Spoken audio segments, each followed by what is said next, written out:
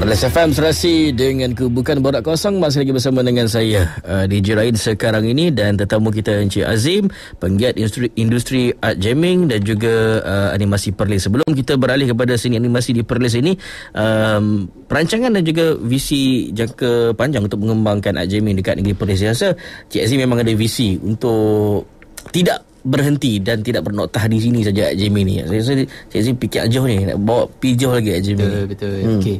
Untuk art jamming ni, sebab kita tengok dari segi sambutan dia bukan di Perlis saja. Dia bukan untuk golongan besar-besar tadi saja, tapi kita nampak benda ni boleh dimajukan lagi kepada bahagian corporate untuk buat team building ke apa kan. So dari segi lukisan tu yang kita nampak, dari segi canvas tu kita boleh cantum-cantumkan macam puzzle. Contohnya untuk satu IPT ke, untuk company, untuk commercial kan. Selalu satu logo tu kita boleh dicantum-cantumkan.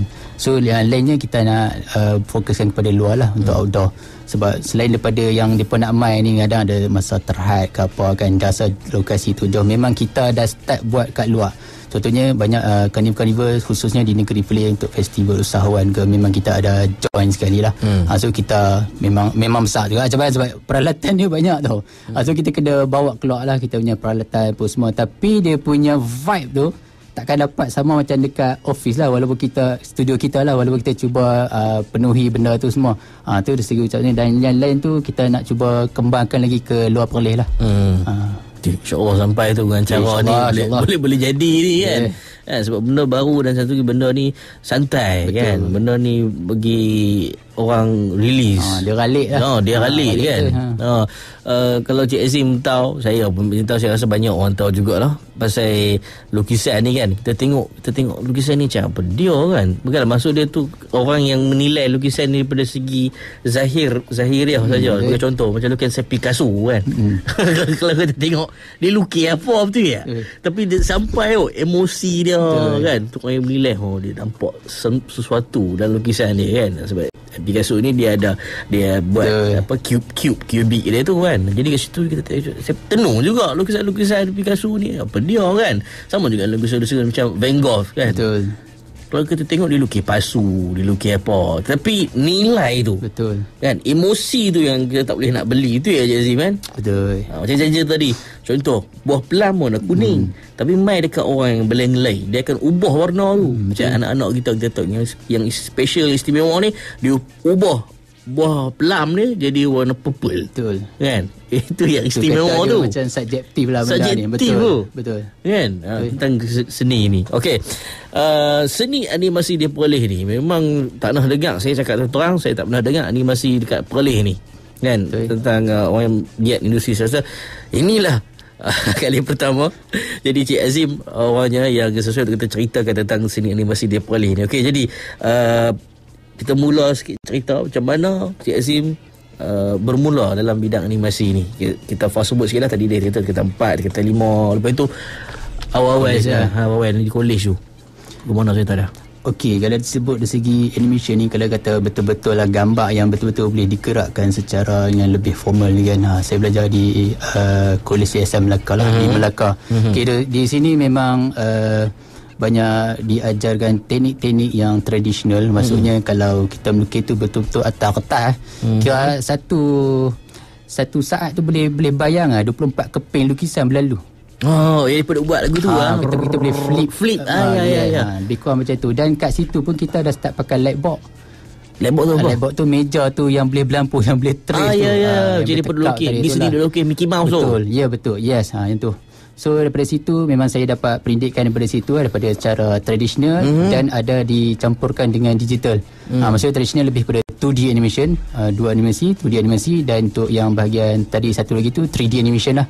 Itu digital.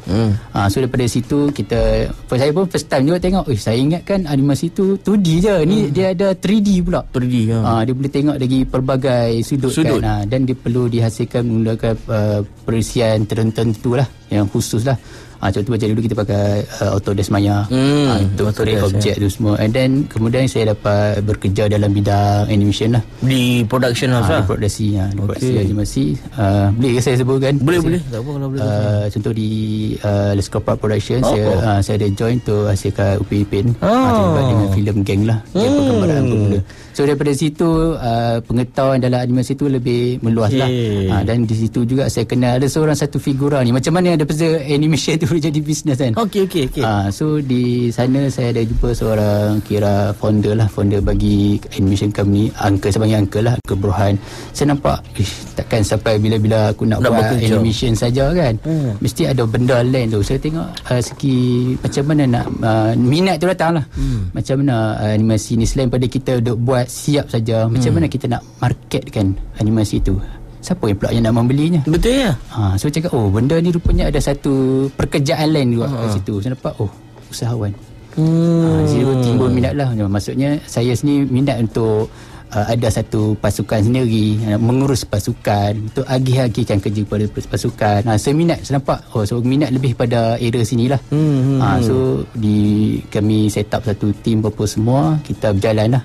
Jalan di atas nama PC Studio tu sendiri. Kita banyak bagi peluang untuk servis animasi, kita banyak buat untuk training untuk belajar buat animation. Bukan saja untuk kanak-kanak ke dewasa, lebih pada guru-guru untuk IPT ke PTS kita ada bagi juga. Kat situ. So sampailah perjalanan dia sampai ke Perlis lah. Kita fikir nak kita kena ada satu studio sendiri, walaupun taklah lengkap tapi biar ada dulu tapak tu di Perlis. So kita start jugalah ni di Perlis lah. So kita cuba komersialkan di tempat yang sama tu lah, di tempat yang kat jamming tu lah. Betul. Seronok dia baru tahu je rahsia orang saya ni dak bagi tahu. Hari ni kita nak bongkar habis semua ni. Rupanya ada simpan-simpan apa ni. Salah seorang animator untuk Upin Ipin lah. Masa tu Cik Azim di-assign untuk buat apa?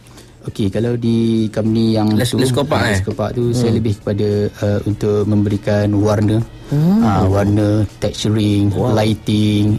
Saya lebih kepada ke arah tu, betul untuk buat model, untuk modelkan karakter tu macam mana, segi prop semua. Tu keadaan kat sana lah. Dan yang lain-lain tu lebih pada untuk buat design, graphic design. Lebih kurang macam tu lah. Okey, kalau nak buat betul kata nak upin-upin tu botak dua-dua tu, pasal nak buat satu layer rambut tu pun susah. Betul ya? Kan? Boleh tahan juga lah. Dia ambil masa kan? Betul, dia ambil masa. Tu dia. Bukan senang nak buat animasi kan. Jadi beza animasi 2D dan 3D. Saya dah rasa saya dah jawapan dia. Mana lagi susah, tapi tanya Api lah. Untuk animator macam Cik Azim ni, mana lagi susah nak buat sebenarnya? 2D ataupun 3D? Pada pendapat saya lebih kurang je lah ni. Lebih kurang. Susah ke dua-dua? Tak susah sangat lah. Dia tak susah sebab dia mau tu technical. Macam mana kita nak counter present tu, tapi dia punya lebih susah ni dari segi message, storytelling dia. Segi nak menghasilkan tu tak berapa nak susah sangat lah. Tapi macam mana kita nak bagi message tu sampai kat kita punya audience, message nak bagi sampai kat mereka tu, itu antara benda yang agak mencabar juga lah. Agak mencabar. Baik, Cik Azim, kalau dulu lah apa ada apa dia tak macam power sangat. Kalau yang power ni macam yalah kita tengok Upin-Upin, Boboiboy, kartun-kartun yang macam tu kan. Cik Azim rasa kenapa sekarang ni industri animasi di negara kita kurang berkembang bagi saya lah. Besar tajuk ni. Rasa-rasa lah pandangan lah POV secara peribadi lah Cik Aziz kalau berkongsi kata macam yalah kartun tak ramai orang tengok ke ataupun macam mana kan, sebab Cik Aziz antara penggiat animasi mesti tengok benda ni sebagai masalah, dah kena soft benda ni kan. Sebagai contoh macam Cik Aziz pun dah ada YouTube channel yang dah bubuh animasi, kita kapi tu sebentar lagi. Tapi kita kalau Cik Aziz tengok kenapa kartun Malaysia, kartun tempatan ni kurang berkembang secara agresif. Pertamanya kita lihat segi identiti kita sendirilah. Segi penciptaan karakter tu, karakter design tu, kita kebanyakannya dari segi stroke kita masih orang kata ada bau-bau dari negara luar. Kita tak ada satu karakter yang solid. Nampak kata kartun ni lah Malaysia. Dari segi duanya kita dari segi platform nak menjual tu. Platform untuk letak di khususnya di Malaysia lah. Untuk permulaan. Tapi dah ni tak apa. Dah ni kita ada pelbagai platform dah. Sekarang ni dari segi online pun banyak. Tengok TV-TV yang online kan. So kalau nak kata segi peluang tu kecil, saya rasa tak lah setakat ni. Dulu tu laju lah dengan ada berbagai medium-medium yang online ni, saya nampak lebih baik lah. Mungkin dalam 10 tahun kebelakangan ni lah kot kan, tapi law ni dah laju kan. Kalau tengok kat TikTok pun dia buat apa animasi pendek-pendek, video lawak-lawak tu pun jutaan view kan. Kan ada yang buat macam-macam cerita lah. Tapi bab identiti tu anda boleh tengok dekat YouTube channel Cik Azim. Kat mana Cik Azim macam itu? Kita boleh tengok di Pixie Studio. Kat Pixie Studio. Ya, dekat situ ada beberapa senarai video-video yang telah direka oleh Cik Azim lah. Antaranya saya tengok tadi video Zara dan Sofia yang menunjuk ke identiti negeri yang Perlis. Di mana di situ anda akan dapat tengok latar belakang dia di Tasik Melati, di Taman Reptilia Ular kan, dengan lagu-lagu yang ni. Okey, satu video nak dihasilkan macam tu ambil masa berapa lama Cik Azim? Yang macam Zara dan Sofia tu. Okey, untuk satu episodnya biasanya kalau kita buat tu lebih kurang 3 bulan lah untuk satu episod, untuk 1 minit. Untuk 1 minit, ya. 3 bulan? Betul. Wow. Tapi kalau untuk permulaan lah, untuk episod pertama, so untuk episod kedua dan seterusnya dia akan lebih cepat sebab kita dah ada satu library. Library tu means segi emotion dan karakter tu. Contoh bila dia senyum, bila dia marah, bila dia sedih, karakter tu kita boleh guna balik. So kita boleh shortcut lah sikit di bahagian teknikal tu. Tapi untuk permulaan tu dia, sebab dia bukan pasal kartun tu berapa durasi dimainkan di contoh di platform YouTube, tapi proses pre-production yang mula tu dari segi scripting, segi kita nak buat macam mana kita nak melindungi hak cipta karya kita, yang kita nak patentkan setiap satu tu dia ada masa dan duration timeline dia. So sebelum animasi tu disiap, digerakkan, dia ada produksi mula-mula tu kita kena settlekan. Okey, boleh kongsikan secara generik sajalah kan, bagaimana P-Pro untuk hasilkan satu episod animasi ni. Okey, kita bermula dengan apa? Selalu orang mula dengan cerita dulu ke, create watak dulu ke, macam mana dulu Cik Azim? Selalu untuk buat satu cerita animasi ni tengok macam simple. Betul. Zara dan Sofia ke, Omar dan Hana ke, Upin dan Upin ke, apa-apa saja animasi, tengok zahir orang nampak macam simple, tapi di belakang tabirnya ya Allah kan. Betul. Okey, Cik Aziz, yang mana satu dulu selalunya untuk animator ni cari idea cerita semua ni? Dia depend pada produksi tu juga. Ada yang start pada skrip dulu, ada start pada idea dan konsep. Ada kadang-kadang tu dia jumpa karakter dulu. Dia create satu karakter tu, baru dia jumpa storyline dia. Macam kami di Pixie Studio ni lebih pada buat idea dan konsep art dulu lah. Lepas tu baru kita buat skrip. Kita buat skrip tu, selalu kita buat untuk teaser dulu. Maksudnya kita tak terus buat episod 1, 2, 3 tak. Kita buat teaser dulu. Kita nak bagi nampak dia punya vibe karakter dia macam mana, dia punya background dia macam mana, interaksi antara dua watak tu macam mana.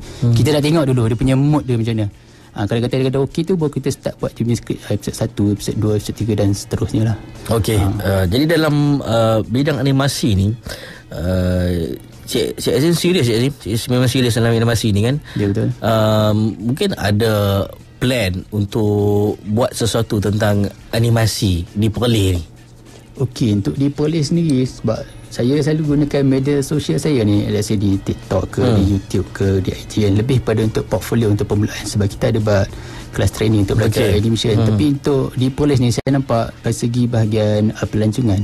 Pelancongan dan tourism tu saya nampak dia adalah satu ikon ataupun karakter atau maskot yang boleh menjual, mempromosikan negeri Perlis melalui kartun dan images. Dan kita boleh create, kalau nak guna AI ni dia belum ada originality dia. So kalau kita sendiri lukis daripada scratch, daripada mula kita buat konsep daripada idea, betul. So kita boleh dapatkan lagi jelas lah karakter tu, dan kita boleh gunakan sebagai duta. Di Perlis ni ada apa? Ada beruk kental kan. Kita boleh lukis balik semua sendiri, buat cara je dari segi pakaian dia apa semua, kita boleh bentuk karakteristik dia. Dan kita boleh jual pada situ. Benda ni yang kita boleh buat satu sebagai ikonik lah, ikon. And then dari segi merchandising, lepas tadi karakter tu dah establish, dah kata orang dah mula kenal, kita boleh start dengan merchandising. Mungkin beli button bag, baju, cap, paper bag ke apa, kita boleh ke arah situ lah. Wow, besar industri animasi sebenarnya Cik Azim kan. Kalau betul kita serius. Okey, Cik Azim, ada produk apa-apa daripada Cik Azim dalam bidang animasi ni? Okey, tadi Zara dan Sofia yang telah pun ni buat naik dekat laman media sosial, dekat YouTube kan. Lagi itu apa projek-projek Cik Azim yang dah ada Cik Azim? Okey, setakat yang kita buat untuk sendiri kita, macam tadi Zasopian memang untuk kita punya personal project lah. Okey, untuk klien-klien kita banyak lebih buat kepada untuk iklan dan kempen. KP-KP kesedaran ke untuk kesihatan. Kita ada buat iklan-iklan macam tu, ataupun untuk para usahawan yang mendengar saya di Perlis FM ni kan. Kalau dia ada produk kan, dia pun nak perlu createkan kartun untuk sebagai promosi produk, boleh mai kat kami. Kita ada buat juga. Kita boleh createkan dia punya maskot dia.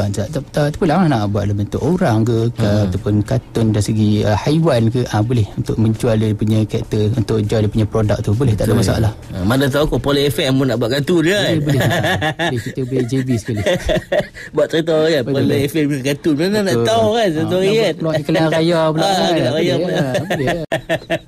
Okey Cik Azim, dalam kesempatan yang ada ni, jadi boleh Cik Azim kongsikan harapan Cik Azim dalam bidang animasi dan juga Adjamin kat Poly ni. Silakan Cik Azim. Okey, untuk Adjamin dan animasi khususnya di Poly lah, saya kata benda ni kan nak buat seorang dua memang tak boleh jadilah.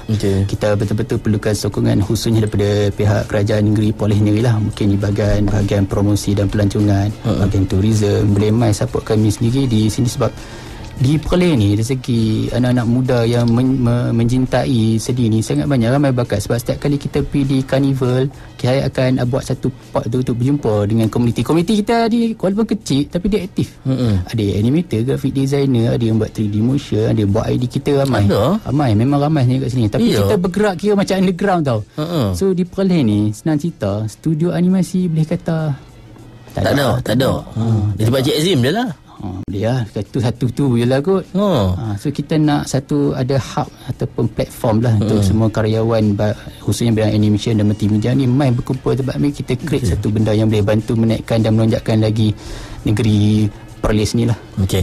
Jadi kalau orang tak dapat banyak, dapat sikit pun jadilah daripada sembang-sembang borak-borak kita petang ni kan. Kok-kok yang tak dengar tu mungkin ada mak ayah yang dengar, ada abang kakak ke adik-adik yang dengar. Sampai-sampai kan kata ni ambil bidang animasi ni, ada orang animasi ni dekat Perlis ni, boleh tanya, boleh rujuk dia. Tapi apa nak rujuk tang mana tu Cik Azim, boleh kongsikan dalam media sosial Cik Azim, cuba cari Cik Azim tang mana nak cari. Kalau main belah berseri tu pernah dengar kot kampung Lembah Biak. Okey, Lembah Biak. Okey, so kita punya landmark kita berdepan dengan IKM ataupun MRSM Berseri. Boleh masuklah kot masjid Jamik tu, ataupun boleh masuk di traffic light di Luntaya tu. Kita berada di area Berseri. Boleh ataupun boleh cari kita macam biasalah di FB kita, di IG, di thread, di TikTok kita, cari carian dia Pixie Studio. Okey, cari je, boleh sembang terus dengan Cik Azim tak ada masalah lah. Boleh macam kawan-kawan lah. Boleh tanya pasal dia kata dia nak jadi animator ke, nak tengok macam mana cerita ke, boleh roger je. Boleh. Baik Cik Azim, terima kasih banyak-banyak kerana sudi borak-borak kita dalam Buka Borak Kosong petang ni. Sekali lagi macam kita abang saat ni lah, kalau mereka tak dapat banyak, dapat sikit pun jadilah semua je kan. Sampai juga apa yang kita sembang-sembang hari ni. Jadi itu dia industri kartun, animasi dan juga art jamming dekat negeri Perlis ni. Sekali lagi Cik Azim, terima kasih banyak-banyak kerana bersama dengan kami dalam Bukan Borak Kosong. Panjang umur, kita jumpa lagi nanti. Assalamualaikum warahmatullahi wabarakatuh. Terima kasih semua.